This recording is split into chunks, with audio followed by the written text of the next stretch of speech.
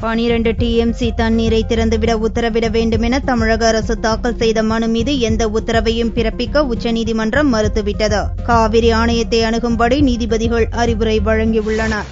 காவிரி கண்காணிப்பு குழு கூட்டம் டெல்லியில் கடந்த 10ஆம் தேதி கூடியபோது தமிழகத்தில் கருகும் சம்பா பயிர்களை காப்பாற்ற உடனடியாக 18 டிஎம்சி தண்ணீரை திறந்துவிட உத்தரவிட வேண்டுமென தமிழக தலைமை செயலாளர் கோரினார். ஆனால் தங்களிடம் குடிநீர் தேவைக்கு மட்டுமே தண்ணீர் உள்ளது என்று கூறி தண்ணீர் கொடுக்க கர்நாடக அரசின் தலைமை செயலாளர் மறுத்தார். விவசாயத்தை விட குடிநீர் தேவைதான் முக்கியம் என்று கூறி எந்த உத்தரவையும் பிறப்பிக்க கண்காணிப்பு குழு தலைவர் துருவ் விஜய் சிங் மறுத்துவிட்டார். இந்நிலையில் கருகும் பயிர்களை காப்பாற்ற குறைந்தபட்சம் 12 டிஎம்சி தண்ணீரையாவது திறந்துவிட வேண்டும் என்று உச்சநீதிமன்றத்தில் தமிழக அரசு புதிய மனு தாக்கல் செய்தது. அம்மனு திங்களன்று நீதிபதிகள் ஆர்.எம். லோதா, ஜே. செலமேஸ்வர் முன்னிலையில் விசாரணைக்கு வந்தது. அப்போது 9 டிஎம்சி தண்ணீரையாவது திறந்துவிட வேண்டுமென தமிழக அரசு வக்கீல் வைத்தியநாதன் வாதாடினார். கர்நாடக அரசு வக்கீல் நாரிமன், குடிநீர் தேவைக்கே கர்நாடக அணைகளில் தண்ணீர் இருப்பதால் தமிழகத்துக்கு சொட்டு தண்ணீர் கூட வழங்க முடியாது என்று திட்டவட்டமாக தெரிவித்தார். இவ்வழக்கு செவ்வாயன்று விசாரணைக்கு வந்தபோதும் தமிழகத்துக்கு தண்ணீர் தருவதில்லை என்ற நிலைப்பாட்டில் கர்நாடக அரசு வக்கீல் நாரிமன் உறுதியாக இருந்தார்.